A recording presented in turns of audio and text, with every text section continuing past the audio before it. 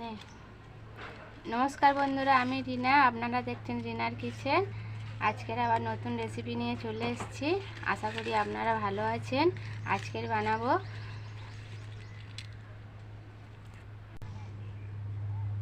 নারকেল ছোলা দিয়ে কচু শাক। কচু শাকটা প্রথমে ভাপিয়ে নেব, তার জন্য বসিয়ে দিয়েছি। সামান্য একটু জল দিয়ে দিলাম, দিয়ে আমি ভাপিয়ে নেব।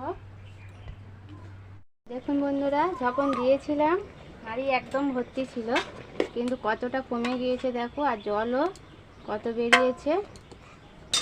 এবার আমি নামিয়ে নেব, নিয়ে একটা ঝুড়ির মধ্যে ঢেলে দিলাম।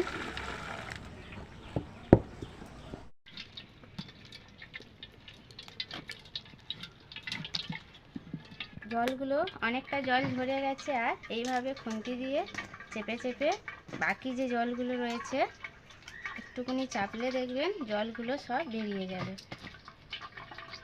বন্ধুরা, কচু শাক তো সিদ্ধ হয়ে গিয়েছে। এবার আমি রান্নার জন্য কড়া বসিয়ে দিলাম। কড়ার মধ্যে তেল দিয়ে দিলাম।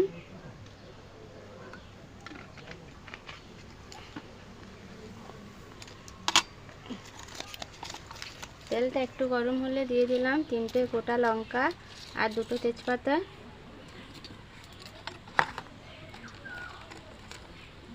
3টে এলাচ আর 3 টুকরো দারচিনি।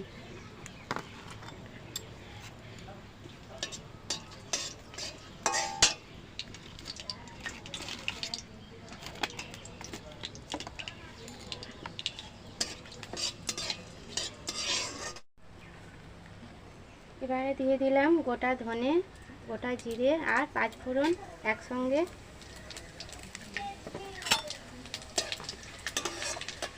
মশলাগুলো ভাজা হয়ে এসছে আর একটা সুন্দর গন্ধ বেরিয়েছে। এবার দিয়ে দিলাম আদা বাটা,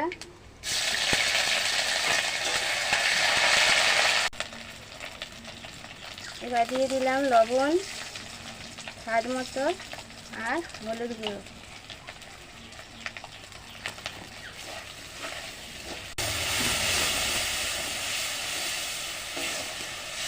আর 2-3 মিনিট ভাজার পরে এবার দিয়ে দিলাম কচু শাক।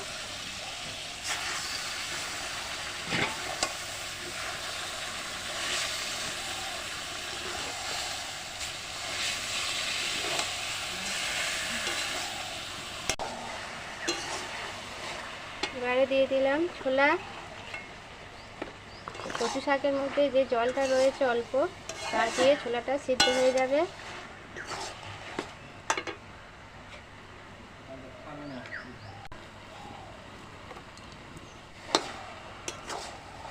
ভিডিওই করিনি।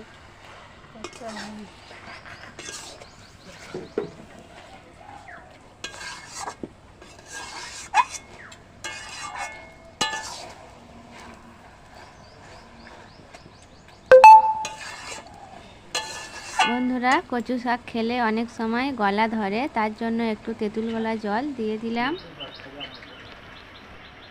তেঁতুল ভিজিয়ে রেখেছিলাম, দিয়ে দিলাম।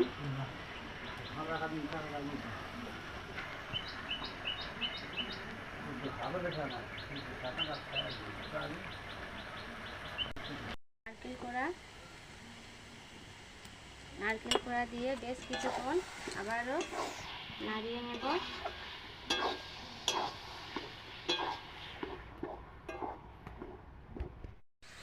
তো বন্ধুরা, এবার দিয়ে দিলাম চিনি দিয়ে আরও 2-1 মিনিট নাড়াচাড়া করে নামিয়ে নেব। ছোলা ও নারকেল কচু শাক রেসিপি রেডি। আর আমার ভিডিওটা ভালো লাগলে একটা লাইক দেবেন, বন্ধুদের সঙ্গে অনেক শেয়ার করবেন, আর নতুন ভিডিও পেতে চ্যানেলটা সাবস্ক্রাইব করে পাশে থাকবেন। ধন্যবাদ।